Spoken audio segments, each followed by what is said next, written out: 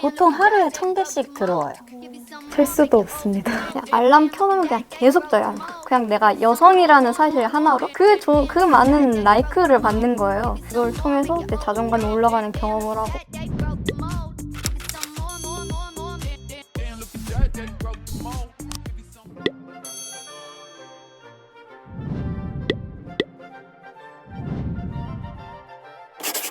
팅땡 어플 1년 전에 3개월 정도 집중적으로 사용했어요. 틴더라는 어플도 사용을 했고 그 외에 뭐 스카이피플, 아만다 이런 것도 사용을 해봤고 틴더는 한 2년 반 정도 사용했어요. 그냥 해본 거는 뭐 위피나 범블도 사용해본 적 있고. 틴더 UI는 이걸 오른쪽으로 스와이프를 하면은 이렇게 내가 라이크를 표시를 하는 거고 왼쪽으로 스와이프를 하면은 라이크를 표시하지 않는 거예요. 서로 라이크가 되면은 이렇게 매칭이 되는 시스템인데 그 매칭이 되면은 서로 대화를 나눌 수 있고 만날 약속을 잡는다든지 이런 걸 할 수 있는 시스템입니다. 어떤 프로필들을 좀 봤었나요?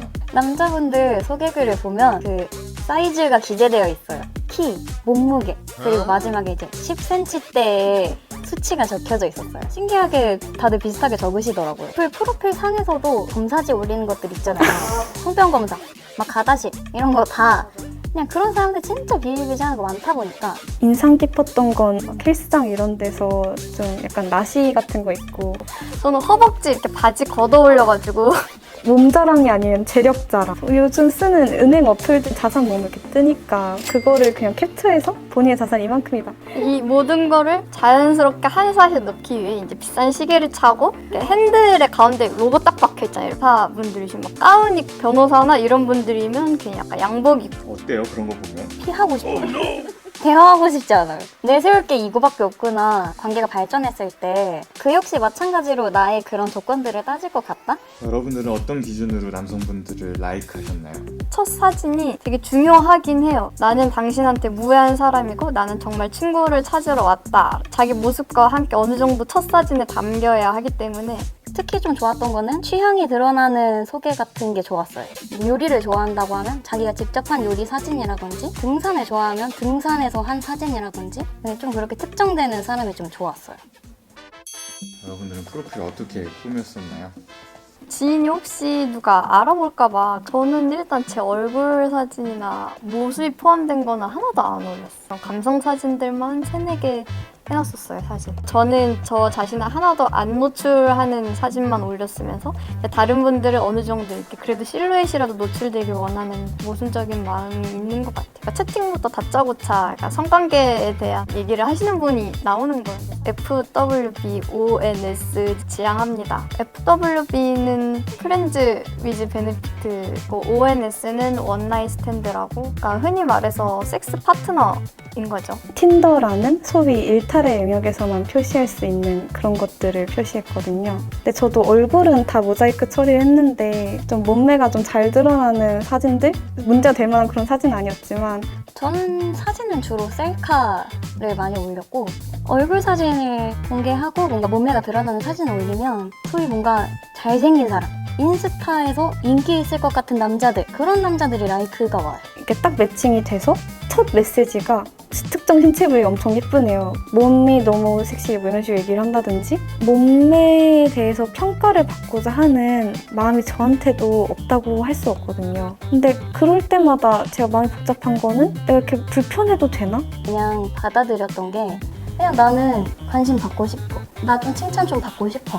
그리고 말을 너무 함부로 한다 그러면 방금 그 말 무례하다? 그냥 채팅방 나가버리거나 좀 그런 식의 저만의 대처를 좀 하기는 했었어요. 처음 시작할 때 느낌은 좀 흥미진진해요. 나를 좋아하는 사람들의 수가 계속 표시가 되거든요. 근데 그 수가 99 그 이상은 99 플러스로 표시가 되거든요. 근데 보통 그 99 플러스까지 도달하는데 채 1시간이 안 걸려요.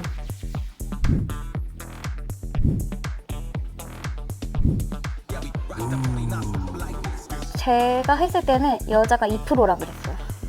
98%가 남자다 이렇게 얘기를 했었고 제가 들었던 경험은 오른쪽이 이제 라이크잖아요.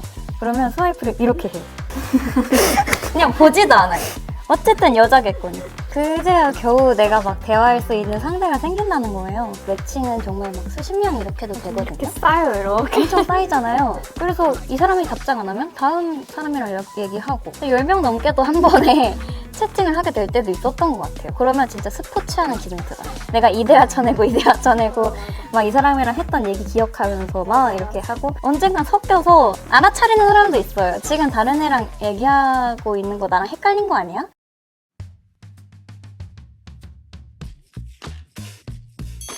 제가 사실 시험을 오랫동안 준비를 했었어요. 그 시험이 결과적으로 잘 안 됐어요. 우울감과 패배감이 굉장히 심하게 왔어요. 곰곰이 생각을 해봤어요. 나는 어떨 때 가장 행복했었나. 전에 만났던 애인분과 연애를 했을 때 너무 행복했던 제 자신이 떠올랐어요. 그래, 이성을 만나면 좀 괜찮아지지 않을까라는 생각에 시작하게 됐어요. 저는 라이크를 받으면서 제 자존감이 올라가는 경험을 했어요. 그냥 내가 여성이라는 사실 하나로 그냥 계속 라이크를 받으니까 그래서 더 집중적으로 확 파고들었던 것 같아요. 내가 얼마나 지금 힘들고 외롭고 우울하고 이걸 어딘가에든 쏟아놓고 싶은데 이례적인 만남에서라도 뭔가 위안을 얻고 싶을 만큼 되게 절박하게 외로웠던 것 같아요. 영역 밖에 있는 사람을 만나보고 싶다는 생각으로 처음에 어플을 깔았어요. 저는 얼굴을 공개하고 했었다 보니까 제가 어렸을 때부터 외모 콤플렉스가 되게 꽤 심한 편이었는데 남자들은 칭찬을 많이 해줄 거 아니에요, 당연히. 그런 게 저한테는 좀 긍정적으로 작용했던 것 같아요. 채팅을 해본 분들은 10명이 넘었고 오프라인에서 뵌 분들은 3분 정도 되는 것 같아요. 4, 5년 이상 어플을 사용을 해서 채팅으로 접촉한 사람이든 이제 만난 사람이든 대략 100명 정도는 되지 않을까. 대화하는 걸로만 치면 진짜 셀 수 없이 많이 했을 것 같고 만난 사람도 저는 몇십 명은 넘지 않을까 싶어요. 저는 사진이랑 다르거나 재미없으면 사진이랑 너무 다르신데요? 얘기하고 그냥 돌아갔어요. 남자분들도 뽀샵 굉장히 많이 하시더라고요. 저는 더 시간 보내고 싶지 않아요. 그러면 붙잡는 사람 없어요. 제가 사람을 많이 만나다 보니까 여자친구 있는 사람 진짜 많아요. 진짜 많아요. 관계만 목적으로 하는 사람들 대부분 여자친구 있는 것 같아요. 얼굴 까고 해요? 왜 얼굴 까고 해요? 대담하다. 연애는 해? 제가 이렇게 물어보면 해. 사실 2년 정도 됐어. 막 이렇게 얘기하고 어플에서 좀 얘기하다가 카톡으로 넘어갔는데 카톡 프로필이 자기 자식 사진이었어요. 자녀 2명. 그리고 카톡 배경은 아내랑 찍은 사진. 어플로 연애를 한 친구들이 주변에 있었는데 그런 친구들이 실내 문제를 자주 겪었어요. 얘가 어느 순간 어플하고 있지 않을까? 저는 제 첫 만남 같은 경우는 이상할 정도로 술을 저한테 계속 권하시는 거예요.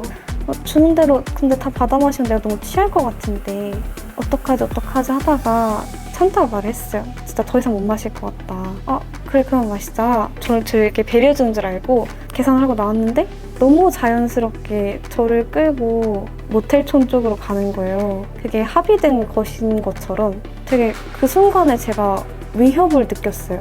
근데 그런 한편으로 저도 어쨌든 이 사람한테 호감을 가지고 얘기하던 상황이었잖아요. 그래서 그날은 그대로 이제 따라가서 성관계를 했는데 그때 느낌은 생각보다 나쁘지 않았어요. 왜냐면 제가 좋아하던 사람하고 성관계를 했다고 생각했으니까. 막상 이제 나가서 그냥 가 다음에 봐 이렇게 하고 헤어지고 나서는 제가 자해를 했다는 느낌과 비슷한 느낌이 들었어요. 즐겁게 술 마시고 대화도 하고 성관계를 하고 그랬는데 이렇게 공허해도 되는 건가? 오래 우울감이나 우울증을 저도 겪었어가지고 혼자 있는 시간이 저는 좀 힘들었었거든요. 내가 혼자서 있으면 난 100% 힘든데 사람을 만나면 혼자 있는 것보단 나으니까 만남을 계속 이어갔던 것 같아요. 이 사람과 있기 위해서 왜 그때 제어하지 못한 채로 중독적인 만남을 이어갔는지를 나 스스로 내가 왜 그랬는지 찾아가는 게 되게 힘들었어요.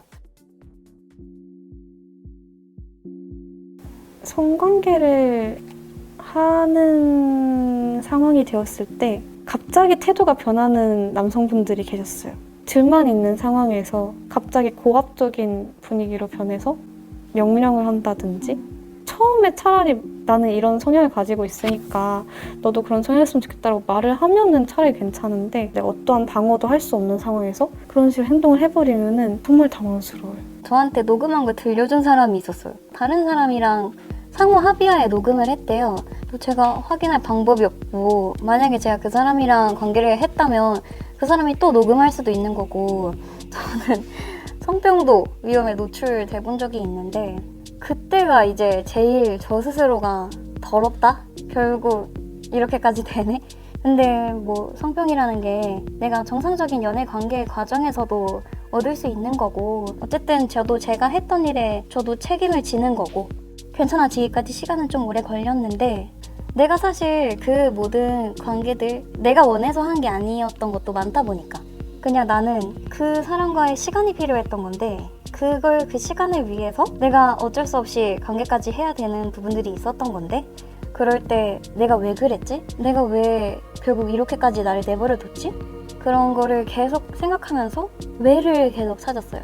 어디서부터가 시작일까? 그래서 그렇게 하면서 저 스스로를 좀 알게 되니까 다음으로 넘어가지더라고요. 안정적인 직장을 가진 것, 그리고 좀 그나마 건강한 관계를 좀 맺었던 거, 뭔가 하고 싶은 게 생기면 바로 그걸 해보고 원데이 클래스 같은 거 되게 많이 다니면서 다른 사람을 만나는 게 아니라 나 혼자서 시간을 보낼 수 있는 그런 기회들을 가지려고 노력을 많이 했고 그러면서 이제 내가 만남 중독인 걸 인지했으니까 좀 줄이려고도 의식적으로 좀 노력을 했었고요. 완전하게 이제 내가 나를 위해서 시간을 쓸 수 있는 사람이 뭔가 됐더라고요.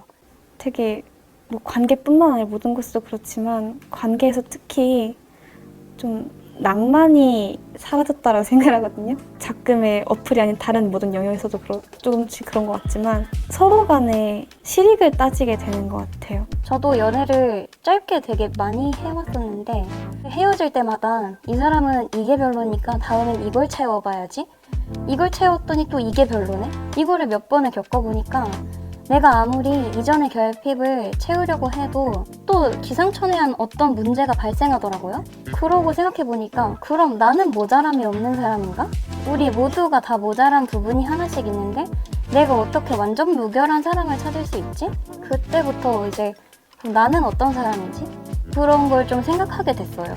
그러다 보니까 그런 내 장단을 모두 알아봐주는 사람을 만날 수 있게 됐고 나도 그 사람의 장단을 느끼지만 이 사람의 단점이라는 부분도 제가 미워할 수가 없는 거예요. 이제야 정말 나도 누군가를 깊게 잘 알고 있구나? 그래서 사랑할 수 있구나를 느끼고 있는 것 같아요. 근데 그분도 어쨌든 어플에서 만난 사람이거든요. 어플은 어쨌든 도움을 주는 거지 관계를 맺는 나 자신이 무엇을 원하는지 나는 누구인지에 대해서 사랑이란 무엇인지 연애란 무엇인지를 고민하지 않고서는 계속 결핍을 느끼게 되는 것 같아요. 지금 힘든 분들도 저처럼 분명히 좋아질 수 있고 그럴 수 있게 된 거는 제가 어플에서 또 많은 사람을 만났기 때문이기도 한 것 같아요.